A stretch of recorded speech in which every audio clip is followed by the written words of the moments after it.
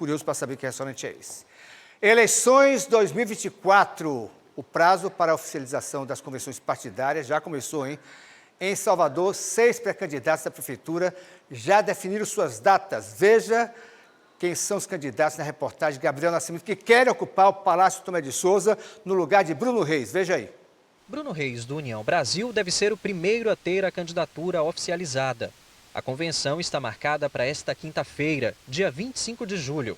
Um dia depois, será a vez de Kleber Rosa, que vai disputar a Prefeitura de Salvador pelo PSOL.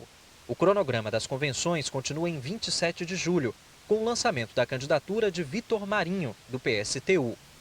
Giovanni D'Amico, do PCB, teve a convenção marcada para o dia 1º de agosto.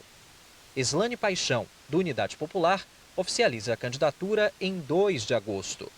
Por fim, Geraldo Júnior, do MDB. A convenção que lança a candidatura dele vai acontecer no dia 4 de agosto. Entre esses 6 nomes está o de quem vai governar a primeira capital do país pelos próximos 4 anos.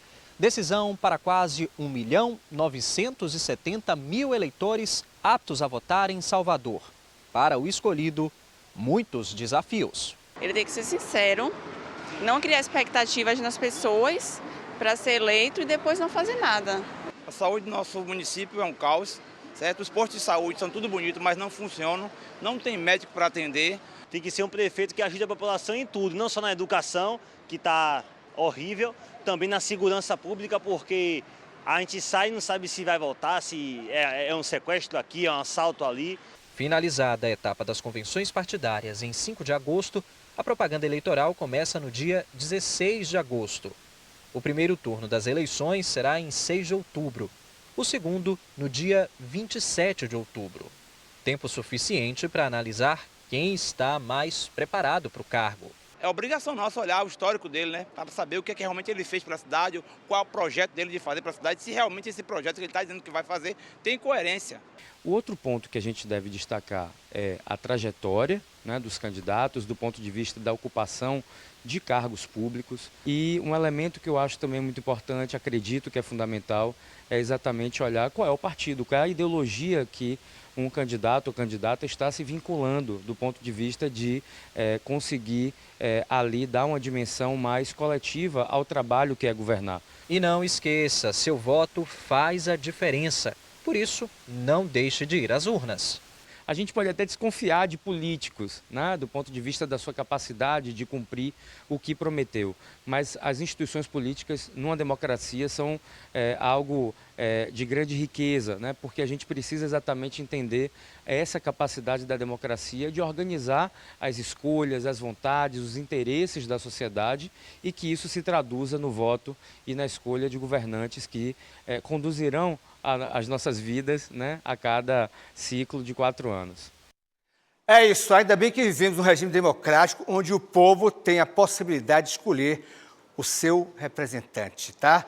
A campanha, por enquanto, em Salvador está fria, está morna, daqui a pouco vão começar os embates, muitos candidatos prometendo tudo.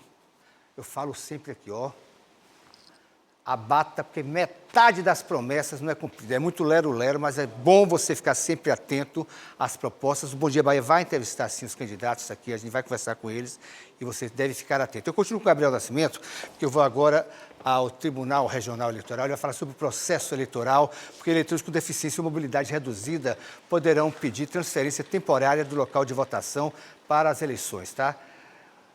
Até o dia 22 de agosto. É isso, Gabriel, a informação com você.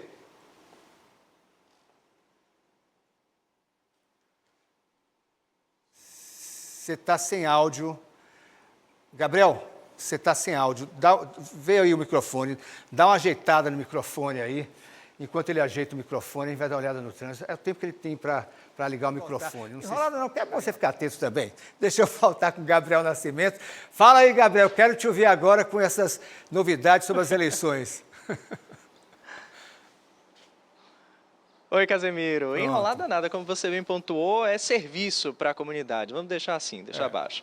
A gente está falando aqui direto da sede do Tribunal Regional Eleitoral, que fica no Centro Administrativo da Bahia, em Salvador, e eu concordava com você em relação ao prazo. Exatamente 30 dias para que essas pessoas, esses eleitores com deficiência ou mobilidade reduzida possam fazer essa modificação temporária, como o nome já diz, e não deixem de exercer esse direito que é tão importante para reforçar a democracia. Vocês já estão vendo aqui do meu lado Jaime Barreiros, ele que é analista do TRE. Seja bem-vindo ao Bom Dia Bahia. A primeira dúvida, modificação temporária. Por que temporária e como é que acontece? Bom dia Casemiro, também aos amigos aqui da TV Aratu. Temporária porque o domicílio eleitoral do eleitor não será alterado. Ele continuará sendo eleitor daquele município, não é? Daquela seção eleitoral, mas no dia da eleição ele poderá, excepcionalmente, votar em outro lugar. Quem é que pode ser beneficiado por essa regra? Aquela pessoa que vai trabalhar na eleição, fundamentalmente. Não é? O mesário, por exemplo, que foi convocado para trabalhar em outra seção eleitoral, que não é a seção de origem, o servidor da Justiça Eleitoral, o magistrado, e principalmente aquelas pessoas, o policial também, não é, que está trabalhando, mas aquela pessoa também que tem deficiência, algum tipo de deficiência. Essas pessoas tiveram até o dia 8 de maio, o prazo, não é, como todo mundo teve, para alterar o seu domicílio eleitoral, alterar o local de votação, mas quem não cumpriu esse prazo poderá, nesse intervalo de 22 de julho a 22 de agosto, fazer essa transferência provisória para poder votar no local mais acessível, mais adequado. Então, é uma regra que foi estabelecida recentemente, já há umas 2 ou 3 eleições. É uma transferência provisória, portanto, o eleitor depois volta ao seu local de origem na próxima eleição, sem precisar fazer nada, apenas para essa eleição, facilitando, portanto, a possibilidade dele votar. E como é que faz a solicitação? O que precisa para ter essa medida que foi solicitada atendida?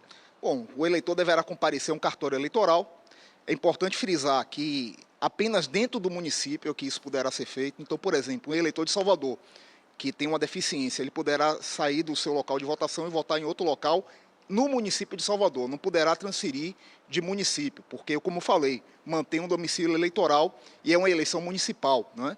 Então, deverá levar a sua documentação, se for necessário, não é? Por exemplo, o mesário que foi convocado, demonstrando ali que irá trabalhar em outra sessão eleitoral, o policial também, que já foi designado para trabalhar no dia da eleição, ou a pessoa com deficiência, basta comparecer também ao cartório e fazer a solicitação. E aí, nesse caso das pessoas com mobilidade reduzida ou com deficiências de fato, algum laudo, algum exame que comprove a condição ou só mesmo a presença na unidade do TRE? A presença na unidade do TRE, né? Claro que se levar algum exame médico, melhor, mas não é necessário. Então, portanto, repetindo o prazo até o dia 22 de agosto, se por acaso a pessoa perder, o que acontece? Aí terá que votar no local originário, né? Que é o local designado desde o dia 8 de maio. Jaime, muitíssimo obrigado pelas informações. Tem detalhes, Casemiro, no site do TRE Bahia e também no aratuon.com.br. Você que tenha ficado em dúvida em relação ao passo a passo, é muito simples, só consultar lá. Volto com você no estúdio. Obrigado, Gabriel.